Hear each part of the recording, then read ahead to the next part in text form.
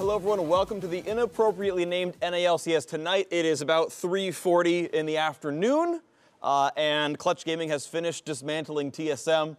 Welcome to NALCS this afternoon. I'm here with Kobe and Azael. How are you two doing? Great. Completely Super fine duper. with calling it NALCS tonight. Yeah, I'm still okay with it. We made that joke a couple weeks ago. Yeah. So Phreak's trying to get some points, but... I'm an environmentalist. I recycle. I reduce, Okay. I reuse, Okay, that one the actually, loop keeps now going. you get some points. Okay. Yeah, thanks very much. All right, so let's talk about the fact that today, TSM and Clutch Gaming battled in a best-of-5. The first game went the way everyone expected, a 30-minute stomp to TSM's favor, and then I just forgot what happened the rest of the season. I mean, actually, you say everyone expected. I didn't expect, the opening to be that quick. It was really clean execution of early game. TSM was shoving lanes. They had Olaf. They completely took over Lyra's jungle. It looked like, they were just going to smash the whole series from then on. Yeah. But Clutch Gaming, Apollo and Haku said it themselves, they adapted so much better. I think they adapted extremely well, and I also just think as far as their actual in-game execution, even when I was looking at Game 2, we were watching this game Phreak and looking at the compositions, it seemed like, well, TSM has the advantage as far as compositional, as far as how easy it's going to be to execute, because it's so hard to pull off Thresh in these late game stages, right? Well, that turned out to be wrong. I mean, right, guys? Yeah. like three games in a row, Haku was just going insane with his point-and-click ability, basically just hooking people left and right. It was absurd. I mean, I was not expecting him to be able to pull off that kind of a play, especially in Game 2, through this big front line. It was, like Sejuani or the Olaf or whoever it was, and the Braum and so on. It was just like, how did he keep doing it? It was ridiculous. He was hiding in other champions a lot. Like, he would stand next to a bunch of tanks to kind of hide the windup a little bit. I noticed in some of them. Then other ones, he was literally just in fog of war. And other ones, he's right in front of their faces. Yeah, he was just honestly on fire. Yeah. Yeah, guy was absolutely nuts. So Clutch Gaming going to make it into the top 4. They'll play against 100 Thieves. We'll talk about that in a little bit. Let's move forward, or even backwards, to the series that happened yesterday. The three of us cast it. Team Liquid 3-0. Rather convincingly, but not necessarily like a stomp over Cloud9. Right. I mean, so it was convincing in the fact to me that, like, Team Liquid won in similar ways for a lot of the games, but it was not a stomp. Cloud9 had a lot of moments. They were putting out a lot of pressure. They kept it very close for a long time. Sneaky was threatening to take over game after game. His Ezreal in 2 of them was almost legendary. It was definitely a good fight from Cloud9. Yeah, and I'd even say, it's not even just keeping it close. Like, C9 had big advantages in the first 2 games, Yeah. It was really, to me, just a case of, hey, TL, guess what? It turned out they were way better at the macro game than C9. C9 did not fix any of their earlier issues.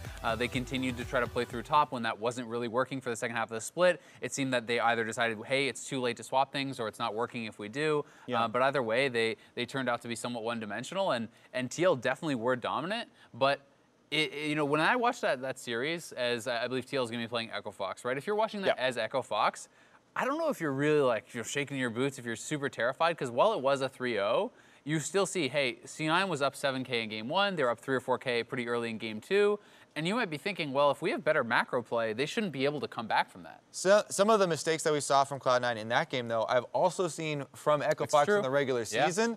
So there's definitely a bit of give and take there. But you're right, Huni and Dardoch are looking at that early game like it is juicy. And you don't expect a 3-0 to look like there's as many vulnerabilities, right? Sure, absolutely the case. But that's the 4 and 5 team, right? They weren't the strongest coming out of the regular season. You expect Echo Fox to look a little bit better. And that's what's, I think, a little bit interesting, is because we talk about the fact that C9 was trying to play through top lane. They were trying to find fighter versus fighter matchups for Licorice, hence the 7 tank bans every single game.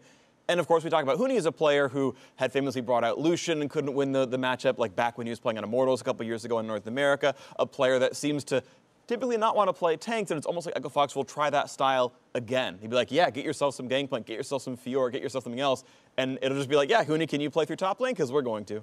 Yeah, and I mean, I think while Huni wants to do similar things, he's more of a versatile player than Licorice, right? We've seen him establish those kind of advantages, even in tank versus tank. Like, some of the craziest things for me was watching him, go up 100 CS in Cho'Gath versus Maokai and these sorts of things. And yes, that is an advantage matchup towards Cho'Gath, but just how much the game always feels like it's about Huni, even when he's on a tank versus tank, which is supposed to be the farm it out, slap each other in top lane. Like, he just makes advantages no matter what he's playing. There's a reason why Huni won his spot on the first team award by the largest margin of of any of the any I have role. math on that, by the way, because there were 43 ballots. You got 120 points. Your coach and your player rep can't vote for yourselves, so we could have gotten at most 41 votes. If every single person with the 41 votes voted him as number 1, that would be 123 points, and he got 120. He missed 3 possible points in the entire ballot. And that's everyone from broadcast, that's everyone from the teams, that's his competitors. Like, he's just universally accepted, yep, he's the best. He's And a very good video game Who are those 3 player. people who put him at second, by the way? I'm actually very curious. I know we have that up on the Lolly Sports article, but I'm wondering who those trolls are that are like, no, Get out the dog. pitchforks, let's find them. They're TSM fans. Those What Hawks if are it's getting... just one guy who didn't put him on at all? That could also be that. He's like, you know what, you're not even in my top 3. Yep. It was probably me. It was. I definitely voted for him. But all right, I just wanted to bring that up because I thought that was That's ludicrous. very cool, He missed yeah. 3 That is. possible points. Yeah, he was nuts, obviously. So 100 Thieves versus Clutch Gaming, the unexpected matchup. What's funny here is this inverts the bracket. Everyone expects TSM to win, which means TSM knew their next opponent was going to be Echo Fox. Echo Fox thought they were going to fight TSM. Now it's like, throw out all your prep. Sorry, 100 Thieves, it's Clutch this time around. Just kidding, you got trolled. There's no Liquid for you. And I think it's super cool because not only are we guaranteed to have a new org in the finals, take a look at the banners. Yep. None of these teams that are up there are even going to be in Miami in third, fourth, or the finals, right? This is a totally new champion that is going to be crowned, and it could be an org that just came into the league this split. Woo, franchising! Times are changing, Kobe. Well, one of them's going to be in the finals because 100 Thieves fights Clutch, and so one of those That's are going what I into said, top Phreak. 2. Keep up. Yeah, but again, You're losing the points. battle to get the banner. They still got to go through Liquid or Echo Fox on this side of it. Yeah, gonna be super interesting. So talk to me about 100 Thieves versus Clutch Gaming. Now that is the bracket right here. Is Hakuo gonna get thrashed? Is Afro gonna pick it away from him? What's gonna happen there? There's going to be hype. Hakuo versus Afromu. I mean, Yeah. these are the 2 guys that have successfully utilized pick champions already. Afromu, in addition to the Thresh and Blitzcrank, which people are always point to those games, his Alistar was very good. His Bard versus COG also. So I definitely expect playmaking support champions to be a very big role, in this semifinal matchup. Yeah, I completely agree, and it's going to be exciting because this is both of the players from the first All-NA LCS team in the bot lane for 100 Thieves. So that bot lane, kind of the highest awards from the regular season. They're going to be going up against Apollo and Hakuo, who were certainly a respected bot lane, but after this quarterfinals and after they just blasted Sven and Mithy, I think there's a lot more kind of credence given to them, and I think that is going to be super exciting in the bot lane. Not only in the 2v2, but as you're talking about, like moving around the map on these champions, you can affect all lanes. And speaking of players getting credence, Solo, I thought, played really well today. Yeah. He had a couple of actual solo kills against Hanzo, which was really cool, but this is Hanzo, who was the number 2 all-pro top laner. Solo not really in the conversation at all, and he looked good. And now he's going to be up against Someday, which, I mean, he just bashed Zig on Darius like a week ago, which is like super hype, but like, I'm curious how this matchup's going to look.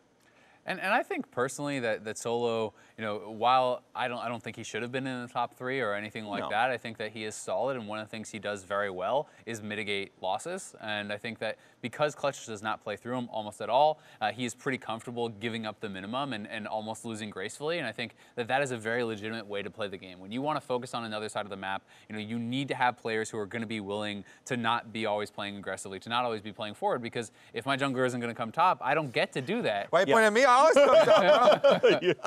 And It's another theoretical jungler. I have to say that also, wasn't perfect. Solo has been playing what they want him to play well.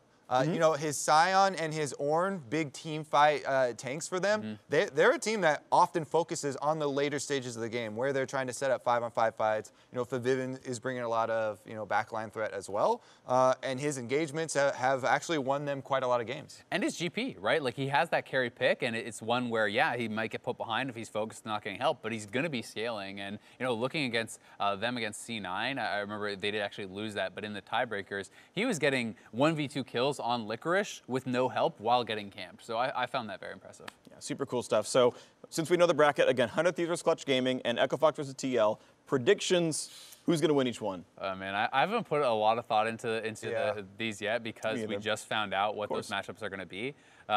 It's tough for me, though. I mean, TL, I think, looked really strong, and because Echo Fox has been having some shakiness, that is more up in the air than it otherwise would have been. I don't even know what starting lineup Echo Fox is going to be using. Are there subs in? Are they not? Right? Like, that is a big question for me. And as far as the 100 Thieves Clutch, I still feel like I have to be favoring 100 Thieves because they were just so incredible in the later half of the season. But that being said, I mean, Clutch just took down TSM, who was just as good in the second half of the season. I think if you're throwing us out there, I'm going to go 100 Thieves and Echo Fox for the victories, even though that's not picking either of the teams that just won to get here. Yeah. And a lot of the teams were talking about, momentum and having success on stage previously going to help them as they move on through the playoffs. That very well could be the case. You also do, show a little bit as you're working your way through. So there's always the drawbacks, but also the pluses, for the stage presence. And I think even as we actually put more time into looking at the matchups and thinking it through, I think people are going to disagree on these, right? These do not seem very. No, I disagree. Everyone's going to be on the same page, and we'll all be happy. But it's one of those things where it's like, thank you. Just, no, but it's one of those things where everyone kind of came to the conclusion that TSM is probably going to win. There's a lot of things that on paper, the more you look at it, you're like, okay, stylistically, this team should have the advantage, that sort of thing. The second half of the split was insane from them. Yeah, exactly. I mean, these guys, I think, are going to be very tightly matched. All right, so one fun thing to talk about at the end of Sunday's match, which is the 100 Thieves versus Clutch Gaming one, we've got an extra special feature, being that it will be April 1st. You guys are featured. I don't know how much I'm allowed to say, but these knuckleheads are involved. In there too. Yeah, Jat's in there. LCS Civil War, Canada versus USA is, I believe, how it's written out. We're going to stick with that one. I don't know why Jat's wearing an Azir jacket, but that's okay. Kobe, you look. I don't like how he's looking down on me. I'm focused on the audience here. Yeah. You know what? Towards the future. I'm a performer. Looking towards the future. All right. Well, that's beautiful. So that's going to be, again, after the semifinal, that Sunday semifinal, that 100 Thieves versus Clutch Gaming one. You're not going to want to miss it. It's amazing, just like all of you here. That's going to do it for us. I like Nice Phreak. You know what? Yeah. This is rare. Wonderful. I'm still like a little bit.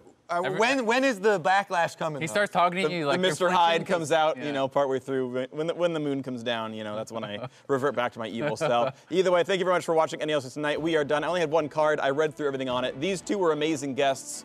Great job. You too. Keep it up.